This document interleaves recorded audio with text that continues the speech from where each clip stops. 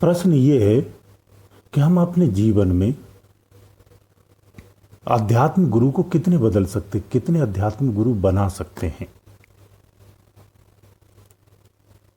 तो ऐसा है, आध्यात्म गुरु कितने बना सकते कितने नहीं बना सकते ये आप पर डिपेंड करता है।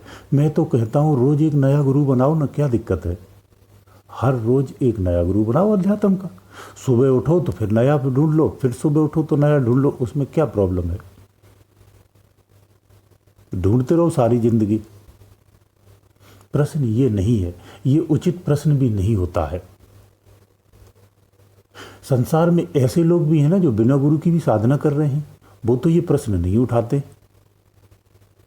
तो मैं समझता हूं आपका आंसर आपको मिल गया होगा, फिर भी मैं बता देता हूं, क्योंकि आप विस्तार से नहीं बताऊंगा तब तक शायद थोड़ा सा नहीं समझ में आता है।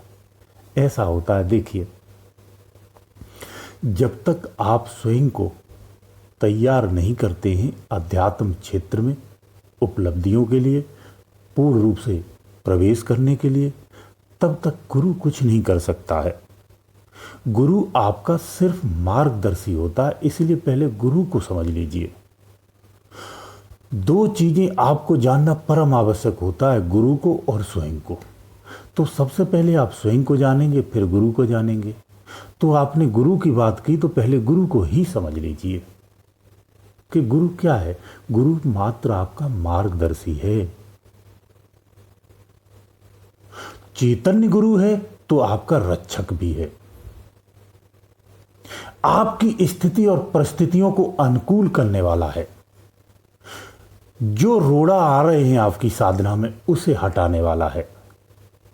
तो वहां रक्षा की भी स्थिति आ जाती है। मार्गदर्शी और रक्षक दोनों आ जाते हैं।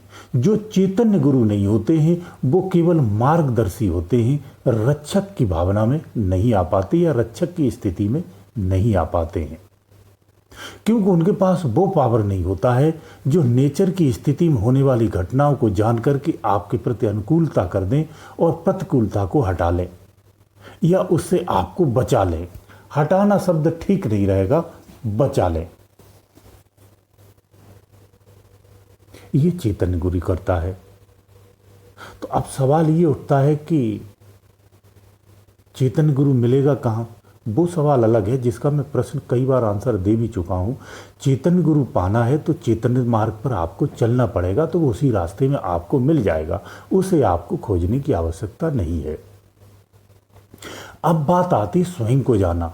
आपने अध्यात्म में प्रवेश किया तो आप अध्यात्म क्षेत्र में इधर उधर देख रहे, जैसे दुनिया में आप देखते रहे ऐसे उधर उधर देखते, लेकिन स्वयं को अभी भी नहीं देख रहे हैं। आप बाहर देखते कौन सा गुरु कैसा है, अपने बौद्धिक बल से प्रश्न करके उससे ये जानने की कोशिश करते हैं कि ये गुरु ज्ञानी है कि नहीं है। तो ये आप पहले निश्चित कर लो, अध्यात्म क्षेत्र में आपको पाना क्या है।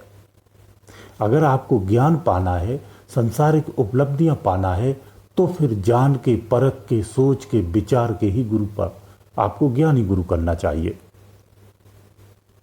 अध्यात्म क्षेत्र में अगर डूबना है, इन सब उपलब्धियों को त्यागना है, इन सारी इच्छाओं को त्यागना है, सारी भावनाओं को त्यागना है, पूरे संसार की प्रति जो आसक्ति है इसे भी त्यागना है, समस्त पदार्थों का मोह त्यागना है, संसार के समस्त रिश्तों को त्यागना, यानी संपूर्ण रूप से पूरी संसारिकता को आपको छोड़ना है और केवल उसमें डूबना है और उस परम पिता को पाना है।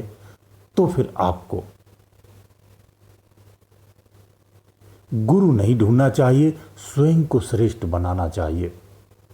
तो फिर वो विज्ञानी गुरु आपकी तलाश में नहीं आएगा, ये स्पष्ट कर लेना। आप कितनी भी जांच कर लेना, आपकी बौद्धिक क्षमता से उसे आप नहीं जांच सकते और ना ही प्राप्त कर सकते।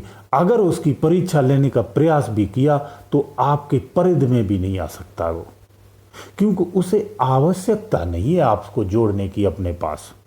उसे कोई जरूरत नहीं है आपसे, उसे कोई स्वार्थ नहीं है जो आपको स्वयं से जोड़े।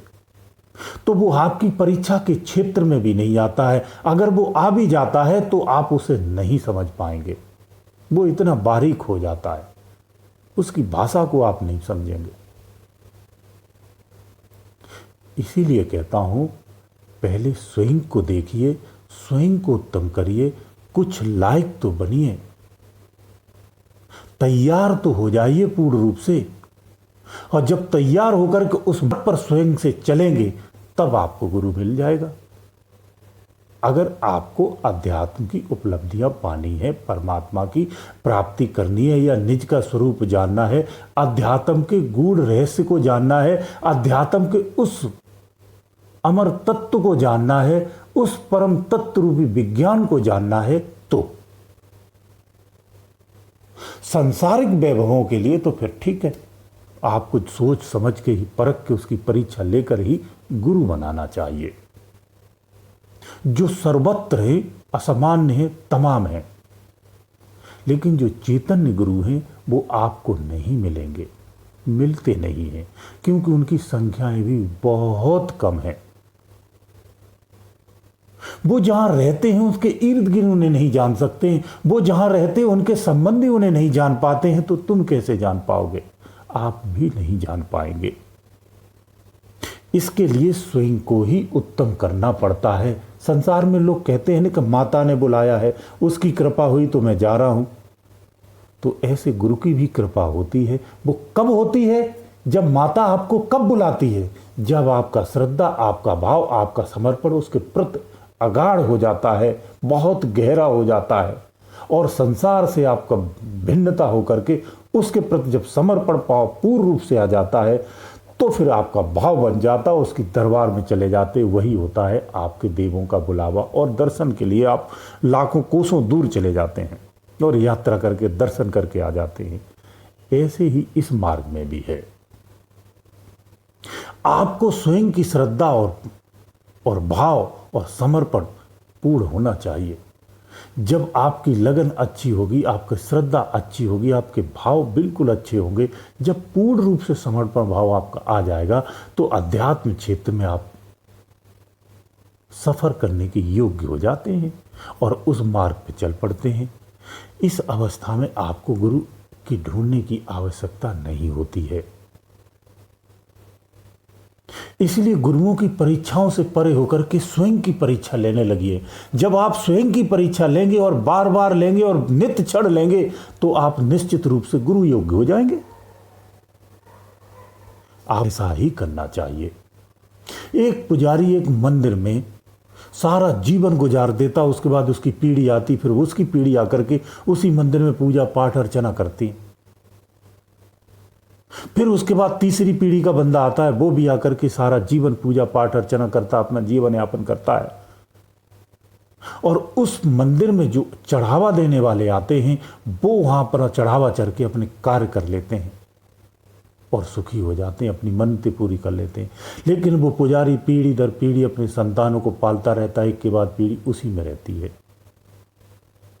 लेकिन उस मंदिर में जिसकी वो पूजा करता है, उसके गुण उसके अंदर नहीं आ पाते हैं। उसका एक भी गुण अगर उसके अंदर में आ जाता तो स्वयं की पुजारी हो जाता। वो मंदिर में जैसे उसकी पूजा करता है, उसकी भी पूजा होने लगती। तो मंदिर में जो चढ़ावा आता है, उसकी नजर उस चढ़ावे पे रहती है, उस मूर्ति पे नहीं रहती है। इसलिए वो पीढ़ी दर पीढ़ी पूजा ही करता रहता है। ऐसे ही अपने जीवन में आप 10 गुरु बदल दो, पूजा ही करते रह जाओगे, आपको कुछ मिलने वाला नहीं है।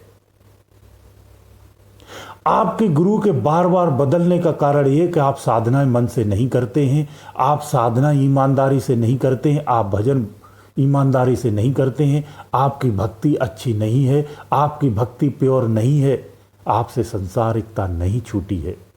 जो व्यक्ति संसारिकता नहीं छोड़ सकता है, उससे भजन नहीं हो सकता है। साधना में सबसे बड़ी समस्या यही होती है। इस संसारिकता को छोड़ना परम आवश्यकता होती है, जो हमसे नहीं छूटती है। जो उसे छोड़ देता है वो उत्तम हो जाता है, वो नर से नारायण बन जाता है। तो संसार हमसे नहीं छूटता है, ये कैसे छूटेगा? मैंने आपको बताया ना, इसका छूटने का कारण यही है, सिर्फ एक ही तरीका है, अपने ध्यान को अंदर में स्थापित करने लगिए। धीरे धीरे धीरे धीरे धीरे धीरे एक समय आएगा, सब छूट जाएगा। अब तुम अपने आप में एक स्ट्रांग और दृढ़ निश्चय बनकर के कल से मैं भजन करूंगा और कल से कोई चीज का नहीं करूंगा, कितने दिन नहीं करोगे? आप फिर करोगे और वही गलतियां फिर दोहराओगे। आप तो छोड़िए, बड़े बड़े तपस्वी हैं, संत हैं, उच्च कोटि पे पहुंच के उनका पतन हो गया। नहीं छूटता है। इसीलिए आपको अंतर में प्रवेश करना है तो त्रिकुटी पर ध्यान लगाओ और रोज अभ्यास करो। प्रथमवत जप करो, फिर ध्यान करो। ये प्रक्रिया रोज अपनाओ, रोज अपनाओ, रोज अपनाओ। धीरे धीरे धीरे समय लगता है, आप बदल जाएंगे। और आप ऐसे बदलेंगे कि आपको यकीन भी नहीं होगा कि मेरा सब कुछ बदल गया। परिवर्तन हो जाता है। न फिर आपको मन कंट्रोल करना पड़ेगा, अपने आप कंट्रोल हो जाएगा। आपको इच्छाएं कंट्रोल नहीं करनी, अपने आप कंट्रोल हो जाती हैं। आप संयमित जीवन जिएंगे। इस तरह से जीवन जीना चाहिए, इस तरह से परिवर्तन करना चाहिए। भटको नहीं, बहकावे में नहीं आइए, इधर उधर बातों में नहीं फंसिए। सच्चाई जो कुछ भी है, जो बाहर आप सुनते हैं, देखते हैं, समझते हैं, इन सब की सच्चाई अंदर में है। जो अंदर में प्रवेश करता है वही वास्तविकता का दर्शन कर पाता है, अन्यथा संसार में किसी को नहीं होते। जितनी भी प्रामाणिकता चाहिए सब अंदर में है। इसलिए गुरु बदलने से कुछ नहीं होता है, भजन करना पड़ेगा। जो भजन नहीं करते हैं, गुरु वही बदलते हैं। उन्हें सब फ्री में चाहिए, सब कुछ सुते से ही मिल जाए। कुछ लोगों की धारणा ऐसी होती है कि मैंने गुरु कर लिया, अब गुरु ही सब कुछ कर दे। तुम ही जानो गुरु जी, सब कुछ तुम ही हो, अब तुम ही करो। गुरु आपको मार्गदर्शन दे रहा है, आपको उस परमात्मा के मार्ग पर ले जाने का मार्ग प्रशस्त कर रहा है। आपके सांसारिक ठेकों को नहीं लिया है। अगर उस पर ये सब थोपते हो तो भी अन्याय है। उससे आप ज्ञान की बात करो, ज्ञान का मार्गदर्शन लो। सांसारिक कार्यों को आप अपनी क्षमता से करिए। ज्ञान के मार्ग में उसकी मदद लीजिए, वो पूर्ण रूप से करेगा। आप नहीं करेंगे तो भी करेगा, ये उसका धर्म है।